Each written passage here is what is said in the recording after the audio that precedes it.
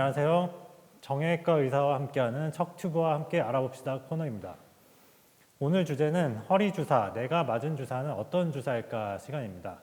저는 가톨릭 관동의대 국제성모병원 이수빈입니다. 오늘 함께 해주실 선생님은 이화의대 부속 서울병원 성사연 선생님입니다. 안녕하세요. 안녕하세요. 허리가 아파서 병원에 가면 가장 흔하게 받는 치료 중 하나가 바로 주사 치료인데요. 막상 본인이 어떠한 주사를 맞았는지도 잘 모르시는 분들이 많았을 겁니다. 그런 분들께 오늘 내용이 많은 도움이 될 것 같은데요. 네, 맞습니다. 사실 환자분에게도 당연히 중요하겠지만 진료를 보는 저희 입장에서도 환자분이 어떤 주사를 맞았는지가 중요하거든요. 무슨 주사를 맞았는지에 따라서 다른 방법의 주사를 더해볼지 아니면 주사 말고 다른 치료를 권해야 할지가 결정되기 때문입니다. 네, 그러면 오늘은 어떠한 종류의 주사에 대해서 설명해 주실 건가요? 사실 통증 주사 하나의 주제만으로도 책 몇 권을 써야 될 만큼 내용이 방대한데요.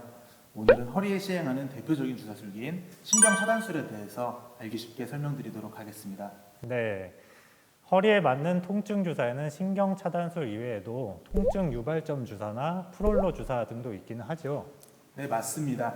오늘 말씀드리는 내용은 흔히 주사 시술을 받으실 때 이러한 이동형 방사선 장치를 이용하여 시행받는 보험되는 주사라고 생각하면 이해하기 쉬울 겁니다.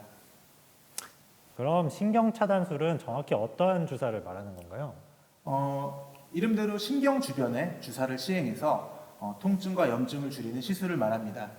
크게 척추 후관절 주변의 요통과 관련된 신경을 차단하는 후지 내측지 신경 차단술과 신경을 둘러싸고 있는 경막 주변에 주사를 시행하는 경막의 신경 차단술로 나눌 수 있습니다. 네, 후지 내측지 신경차단술과 경막외 신경차단술 어떻게 다른 거죠? 후관절 주사라고도 하는 후지 내측지 신경 차단술부터 먼저 설명드리겠습니다. 보통 이 주사는 요추 후방의 후관절, 요추의 퇴행성 질환으로 인하여 후관절 주변에서부터 발생하는 요통이나 연관통을 호소하는 분들이 주로 시행을 받게 됩니다. 예, 교수님. 요통은 알겠는데 연관통은 뭔가요? 우리가 보통 디스크 때문에 다리가 저리거나 당기거나 하는 등의 증상은 탈출된 디스크에 의해서 척추 마디마다 한 쌍씩 나오는 신경근이 압박되면서 나타나는 것인데 이를 방사통이라고 합니다. 이러한 방사통은 신경근이 압박되면서 나타나는 것이고 엉치부터 허벅지부터 종아리, 발끝까지 해당되는 신경근이 담당하는 영역을 따라서 통증이 나타나는 것이 특징적입니다. 연관통은 조금 다른데요. 퇴행성 변화로 인해서 특정 신체 구조물이 이상이 발생을 하게 되면은 이 주변을 담당하는 신경 말단을 따라서 통증이 전달되어서 주변에 다른 부위까지 넓은 부위를 통증을 느끼게 되는 것을 말합니다. 일반적으로 퇴행성 변화로 인해서 후관절에 이상이 생기게 되면 허리 통증과 더불어 엉치, 허벅지까지 넓은 범위로 통증을 느끼게 되는데 방사통과는 달리 경계가 모호하고 종아리나 발끝까지는 잘 내려가진 않습니다. 네, 후관절 주사를 시행하는 영상 사진인데요. 보통 이렇게 한꺼번에 여러 개의 주사를 맞게 되는 건가요? 만약 요추 4번, 5번 후관절을 타겟으로 주사를 놓는다고 하면 해당 분절을 포함해서 위쪽으로 한두 마디를 더 포함해서 주사를 놓게 됩니다. 후관절의 신경을 담당하는 후지 내측지 신경이 위에 두 마디에서부터 내려와서 분포를 하기 때문입니다. 그래서 한 번에 놓는 주사의 개수가 많아지게 되죠. 네, 내용이 점점 어려워지고 있는데요. 요통이나 연관통이 있는 환자에서 한 번에 여러 개의 주사를 맞는다면 후관절 주사, 즉 후지 내측지 신경 차단술을 받았다고 이해하면 쉽겠네요. 한꺼번에 이렇게 여러 개의 주사를 맞게 되면 부작용은 없는 겁니까? 일반적으로 경막의 신경 차단술에 비해서는 소량의 약물을 나누어서 맞기 때문에 특별히 부작용이 더 크진 않습니다. 또한 직접적으로 신경근을 자극하거나 경막을 관통하는 등의 합병증이 발생할 가능성도 낮은 편이고요. 네. 하지만 통증의 원인이 신경근에 있다거나 척추관 내의 구조에 있는 경우에는 그 효과가 떨어지겠죠. 그럼 그럴 때 시행받는 경막의 신경차단술에 대해서도 설명해 주시면 감사하겠습니다. 네, 이 교수님 말씀대로 척추관 내 구조의 문제에 의한 경우는 후관절 주사보다는 경막의 신경차단술을 선택하게 됩니다. 대표적인 질환이 척추협착증과 추간판 탈출증이 있습니다.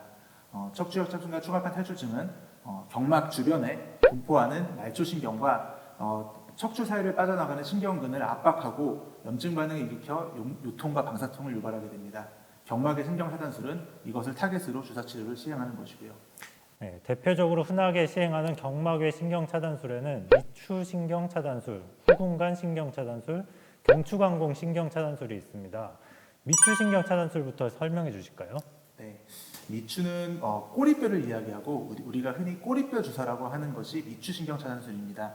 엄밀하게 얘기하면은 꼬리뼈 바로 위쪽에 천추라고 하는 뼈에 천추 열공이라는 구조를 통해서 척추관으로 접근하는 방법입니다.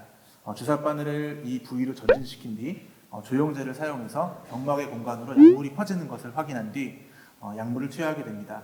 약물을 목표 부위까지 위로 퍼뜨려야 되기 때문에 주입되는 약물의 양이 좀 많고 신경근병증에서는 그 효과가 떨어진다는 단점이 있습니다.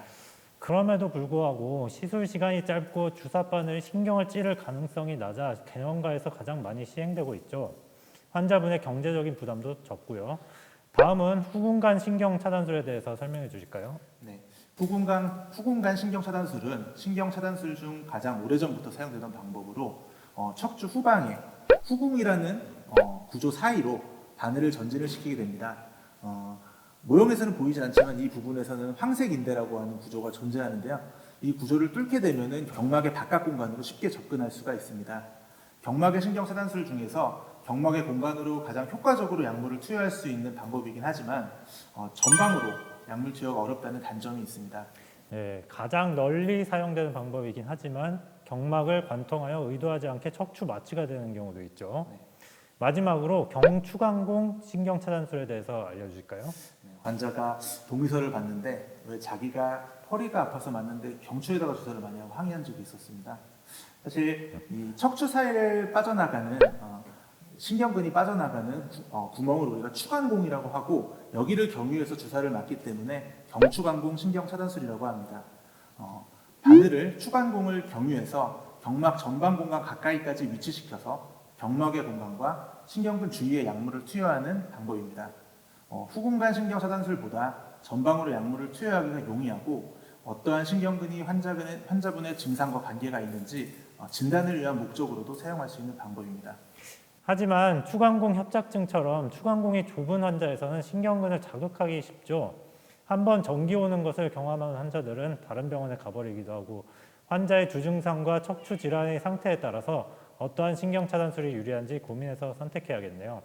이러한 신경 차단술에서 생기는 다른 부작용들도 있을까요?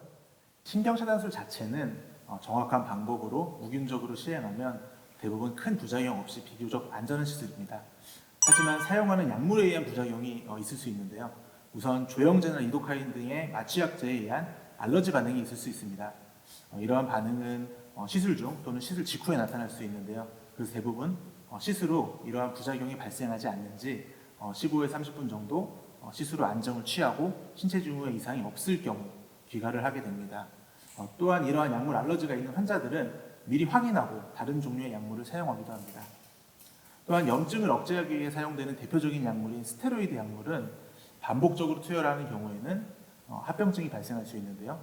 호르몬 불균형을 초래하거나 혈당 상승, 감염 등의 다양한 합병증이 발생할 수 있습니다. 네, 그래서 학계에서는 1년에 5, 6회 이상 투여하지 말 것을 권하고 있죠. 대부분의 병원에서는 이러한 원칙에 따라 1, 2주 간격으로 2, 3회 시행 후에는 3에서 6개월 이상 간격을 두고 주사를 맞을 것을 권하고 있습니다. 그런데 환자분들 중에 주사로 통증이 일시적이라도 완화되는 것을 경험했던 분들이 이 병원 저 병원 다니면서 주사만 맞고 다니시는 분들이 있습니다. 이러한 분들은 스테로이드의 합병증 발생 위험에 노출되어 있는 거죠? 네, 맞습니다. 2, 3회 정도 반복적으로 주사 치료를 받은 뒤에도 통증이 몇 주 못 가서 다시 재발한다면 주사 치료 외에 다른 치료를 고려하시는 것이 맞습니다. 네, 이렇게 허리에 하는 대표적인 주사 치료인 신경차단술에 대해서 알아보았습니다. 신경차단술을 시행받고 계시거나 시행을 고려하고 있는 허리 환자분들께 도움이 되었을 거라고 생각됩니다. 도움이 되셨다면 대한척추외과학회 채널 구독과 좋아요 부탁드리겠습니다. 이번 시간은 이렇게 마무리하겠습니다. 감사합니다. 감사합니다.